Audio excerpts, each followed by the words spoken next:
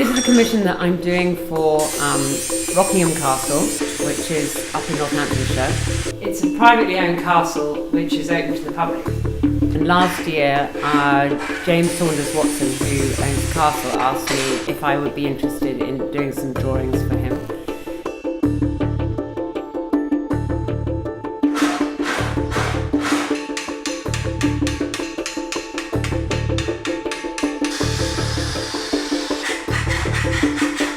I came up with the design of riverbed because I wanted to bring flowing water to an otherwise arid garden, because the sound of water not only is lovely to hear, but it conjures up other images in your mind as well. What fascinates me is the randomness of the river, that it has a life of its own.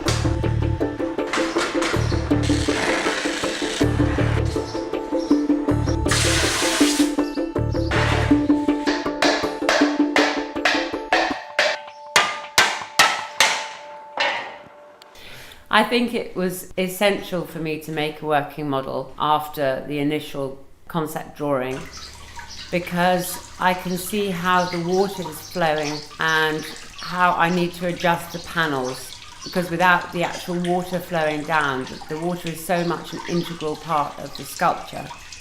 It's not ever really going to be seen just as a sculpture without water.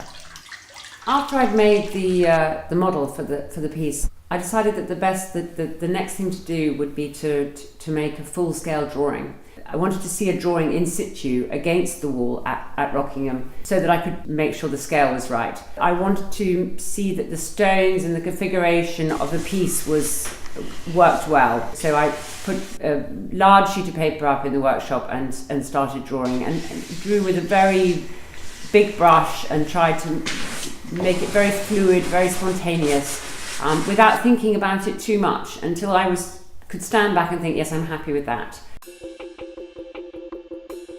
The colour, the texture of copper is what fascinates me. The intricacy of the shapes, the bends, the domes that you can obtain with such a variety of tools. When I'm working with copper, I don't think it's just something that flows.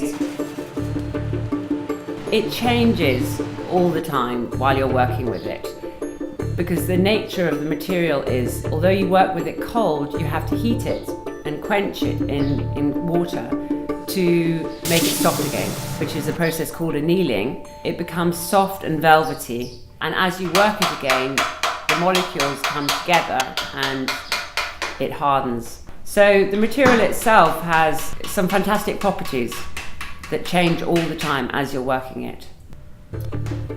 I hope that when people come across my sculpture in the Rose Garden at Rockingham Castle, they will find it very relaxing and peaceful. I hope that they will enjoy the copper in the same way that I do, that they will find it a very sensuous material to look at. The reflection of the sun in the water and over the stones will fascinate them. I hope that it will make them stop for a minute and look at the sculpture and take some time to think.